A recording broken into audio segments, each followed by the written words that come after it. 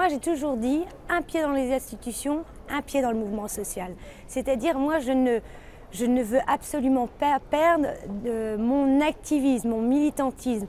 Et je veux que justement l'ensemble de ces mouvements, Génération Précaire, Génération Jeudi Noir, etc., de montrer que ces thématiques-là, on peut les mettre à l'agenda politique européen et c'est possible. C'est ce que j'ai fait durant tout mon mandat.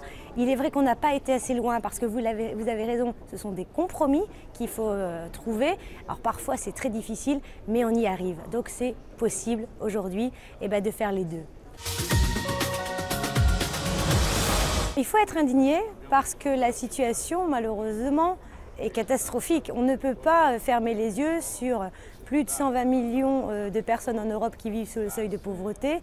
27% des enfants qui ont moins de 18 ans vivent sous le seuil de pauvreté. Et quand on regarde les chiffres, quand on va en détail, je prendrai juste cet exemple-là, où actuellement en Espagne, il y a 500 000 expulsions de familles dues à une loi débile, sur les crédits hypothécaires. Donc il faut être indigné parce que ça nous permet de prendre conscience des injustices, qu'elles soient sociales ou environnementales, et faire en sorte qu'on ne tombe pas dans l'indifférence face aux problèmes de précarité, de pauvreté ou même parfois de honte. Mais ça ne suffit pas. L'indignation, ça ne suffit pas.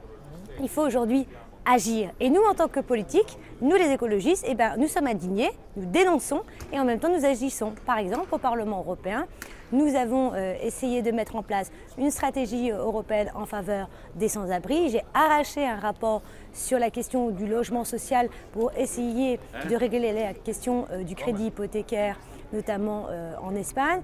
Et par exemple, une autre chose qui a complètement réveillé les consciences sur ce que l'Union européenne pouvait faire, notamment sur la question des aides alimentaires.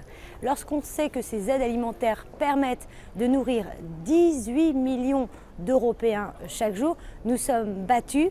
Et oui, nous étions indignés par la position notamment des chefs d'État parce qu'ils voulaient mettre en place un budget austéritaire et couper ces aides alimentaires.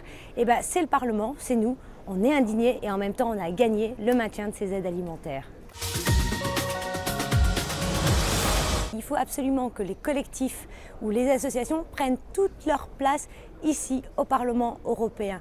Elles ont le droit de siéger, nous sommes les représentants des citoyens européens, on a besoin d'eux comme eux ont besoin de nous parce que le député européen, c'est lui qui fait la loi, qui ne fait pas la loi seulement pour son pays d'origine, notamment ici la France, mais pour 500 millions de citoyens. Alors moi, ce que j'aspire demain, c'est qu'on parle plus d'Europe, plus de projets européens avec les citoyens. Pour cela, il nous manque un espace public